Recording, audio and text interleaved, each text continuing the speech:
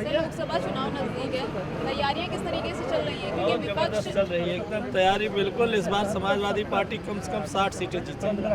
60 सीटें हैं। बिल्कुल बिल्कुल पूरी तरह से एकदम कांग्रेस और ये गठबंधन जो है 60 सीटें से ज़्यादा जीतने जा रहा है। अच्छा, सीए का नोटिफिकेशन जारी हो गया, खुश हैं? क्योंकि बहुत लोग जश्न मना रहे हैं, समाजवादी पार्टी वाले कई जगहों पे विरोध प्रदर्शन ये कर रहे हैं और सरकार आज जो है ना, ये केवल मुसलमानों को डराने की बात करती है, मगर असली निशाना तो इनके दलित और पिछड़े हैं।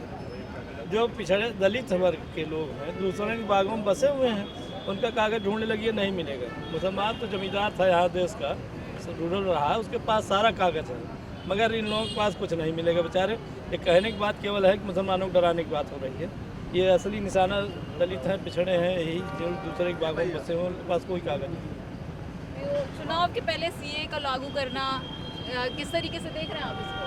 क्या देखना है इनका, तो सब देख लिए हैं, 10 साल में देख लिए लोग। जनता परिवर्तन करने जा रही है, इसका सब जो गैर कानूनी जो कर रहे हैं ना, ये सब बाद में हटा दिया जाए सरकार बनेगी। अच्छा, ज़मीन से जुड़े हुए नेता हैं, लोगों से लगातार आप रूबरू होते हैं, क्षेत्र की जनता की समस्याओं को भी जानने की कोशिश करते हैं। क्या कुछ समस्याएं पता चलती हैं प्रतापगढ़ की और प्राथमिकताएं क्या रहेंगी आप लोगों की? भारतीय जनता पार्टी को हराने की प्राथमिकता है। भाजपा हटाओ, देश बचाओ। मोदी हटाओ, देश बचाओ। तो देश बच जाएगा, उसके बाद सारी राजनीति और सब कुछ होता रहेगा, सब विकास हो जाएगा लोगों को। इतना बड़ा बेशर्म प्रधानमंत्री जिसको ये कहता हो कि 80 करोड़ लोग 5 किलो राशन देते हैं, कितनी बड़ी इंसल्ट होती है पूरी दुनिया के सामने। 140 करोड़ में 80 करोड़ जो है उनको 5 किलो राशन मिलता है। इस देश की जो हालात है। पीडीए पखवाड़ा लगातार आप लोगों को चौपाल के द्वारा और तमाम प्रोग्राम्स के द्वारा जागरूक करने की कोशिश कर रहे हैं, पीडीए के बारे में बताने की कोशिश कर रहे हैं। विपक्ष लगातार पीडीए पर आप पीडीए को पिछड़ा दलित अल्पसंख्यक बताते हैं, लेकिन विपक्ष कुछ और ही बताता है। क्या बताता है विपक्ष? विपक्ष अपने हिसाब से परिभाषित करता है। पीडीए आप लोगों को पता नहीं है, पीडीए असली पीडीए भारतीय जनता पार्टी के पास है। हाँ, तो वो तो है ही है, सारा जो भी है ज्ञानी पंडित सब उसी में है ही है पीडीए। उन्हीं पीडीए जो इनको पता ही नहीं है कि असली पीड़ित कौन है। जो 5 किलो राशन पा रहा है वो असली पीड़ित है। उसके व्यवस्था क्या व्यवस्था, 5 किलो राशन देंगे? 5 किलो राशन पे ही उनको जिंदा रखना चाहते हैं। अच्छा, प्रतापगढ़ की जनता से देखिए, मैंने आपको पहले ही बोला कि ज़मीन से जुड़े हुए आप हैं। प्रतापगढ़ की जनता से आप रूबरू होते हैं। 5 किलो राशन की आप लोग बात लगातार कह रहे हैं कि, और भारतीय जनता पार्टी वाले भी कह रहे हैं कि हम 5 किलो राशन लोगों को दे रहे हैं। एक परिवार में जितने लोग हैं उनको राशन दिया जा रहा है। उतने राशन से गुजर बसर लोगों का हो जाता है, महीना कट जाता है क्या? और आप जब क्षेत्र की जनता की समस्याओं को जब जानने जाते हैं, जब आप उनसे मुलाकात कहते हैं, तो जो जनता का मुद्दा है, जनता किस चीज़ की मांग करती है? नेताजी हैं आप, क्या मुद्दे क्या होते हैं? मुद्दे होते हैं गरीबी, कमजोरी, बेरोजगारी, किसानों की समस्या, तमाम मुद्दे हैं, भरा पड़ा है मुद्दे कमी थोड़ो। चाइना हमारी ज़मीन रोज कब्जा कर रहा है, तो मुद्दों कमी है उनके खिलाफ। मुद्दे एक चीज़ देखने को मिला, पीडीए का तेल बांटा गया। अरे हाँ, कहाँ है अयोध्या? कहाँ थे 5000 साल तक ये जो बोलने वाले लोग हैं? आज़ादी मिली 15 अगस्त 1947 को, और हमारा संविधान लागू हुआ 26 जनवरी 1950 को। तो कहाँ 5000 साल का इतिहास? इनसे पूछिए बीजेपी वालों से, कहाँ थे? डॉक्टर अम्बेडकर ने जो संविधान लागू कर दिया, दुर्भाग्य है इस देश में। इस देश का दुर्भाग्य है कि ये लोग इस कुर्सी पर बैठ गए। 26 जनवरी 1950 को जब संविधान लागू हो गया, तो कहाँ राम मंदिर है, ये सब बचा रह गया। ये तो तिकड़म करने वाले लोग हैं। झूठे 24 से पहले मंदिर बनवा दिया गया, सीए लागू करने की बात नोटिफिकेशन जारी कर दिया गया। मंदिर में क्या मिल जाएगा लोगों को? क्या मिल रहा है मंदिर में?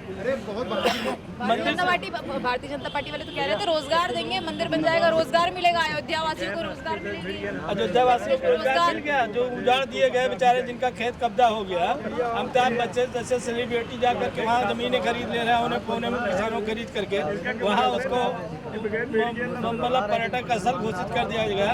ये बहुत खतरनाक इरादे के लोग हैं। ये हमेशा जो है कहते कुछ है, करते कुछ है। दूसरी तरफ समाजवादी लोग हैं, ये जो कहते हैं उसको करते हैं, उसको पूरा करते हैं। इसका इतिहास नेताजी के समय से लेकर माननीय अखिलेश यादव जी की सरकार तक का आप देख लीजिए। हमारे साथ समाजवादी पार्टी के पूर्व विधायक बृजलाल सोनकर जी हैं, इनसे बात करेंगे। सर, चुनाव नज़दीक है, मुद्दे क्या है? पीढ़ी पे लगातार आप लोग तैयारी कर रहे हैं, किस तरीके की तैयारियां, क्या हमारे पास मुद्दे ही मुद्दे हैं। बेरोजगारी, गरीबी सबसे बड़ा मुद्दा है। महंगाई, बेरोजगारी, गरीबी, किसानों की हत्या, किसानों का विरोध, नौजवानों का विरोध, ये हमारे पास मुद्दा ही मुद्दा है। अब मुद्दा मत पूछिए। अभी अभी आपने आजमगढ़ का जिक्र किया हमारे गायक महोदय से, तो आजमगढ़ में जो गए थे परसों मोदी जी, इतनी बढ़िया भीड़ थी कि 5 लाख भीड़ का चैलेंज किए थे। केवल 12 साढ़े 12 लाख लोग गए थे, 12,000 साढ़े 12,000 लोग गए थे। जो निराशा हुई है, सबको डांट पड़ी है। भाजपा के जितने कार्यकर्ता नेता थे सबको डांट पड़ी है कि क्या हुआ, लोग आए क्यों नहीं। मुझे लगता है अगर वो समझ गए होते इस बात को कि केवल 12,000 की भीड़ है, जहां हमने 5 लाख का चैलेंज किया है, तो शायद वो हेलीकॉप्टर उतरता नहीं, वो चला जाता। लेकिन शर्मिंदा होकर के गए हैं आजमगढ़ से। आजमगढ़ से ये लोग एक एक वोट के लिए तरस जाएंगे। सीट की तो बात ही छोड़ दीजिए आप। बहुत भारी विजय होने वाली है। अखिलेश यादव का नारा लग रहा है, पीडीए का नारा लग रहा है। पहली बार पिछड़ा, दलित और अल्पसंख्यक एक होकर के, हम 90% लोग एक होकर के वोटिंग करने जा रहे हैं। इस बार ये लोग कह रहे हैं 100 से कम, हम तो कहते हैं 50 से कम का सोच के चले। ये 50 से कम सीट इनको पूरे देश में मिलने वाली है। बहुत बुरा हासिल होने वाला है बीजेपी का। इंडिया अलायंस पे क्या कहेंगे? क्योंकि देखिए भारतीय जनता पार्टी वाले कह रहे हैं इंडिया अलायंस को कि इंडिया गठबंधन नहीं, इंडिया ठगबंधन है। नहीं, देखिए वो तो ठग लोग यही कहेंगे, दूसरे को ठग ही कहते हैं। ये सही बात है, कौन ठग है ये क्लियर हो गया।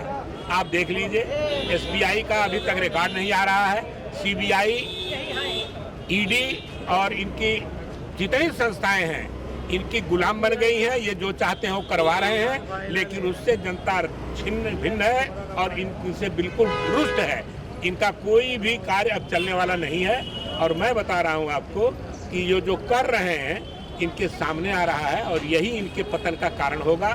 इसी बार ये सत्ता से दूर होंगे और भारी बहुमत से हमारा इंडिया अलायंस जीतेगा। 400 पार की बात कह रहे हैं, लगातार जो अपने नारे लगा रहे हैं उसमें कह रहे हैं अब की बार 400 पार। बस नारा ही है इनके पास, नारा ही है इनके पास। 400 सीट का सपना देख रहे हैं, ये 40 के नीचे आएंगे, ये देख लीजिएगा 2 जीरो गायब हो जाएगा। बस ये मैं आपसे कहना चाहता हूं कि किसी भी कीमत पर 40 के ऊपर नहीं जा रहे हैं पूरे देश में।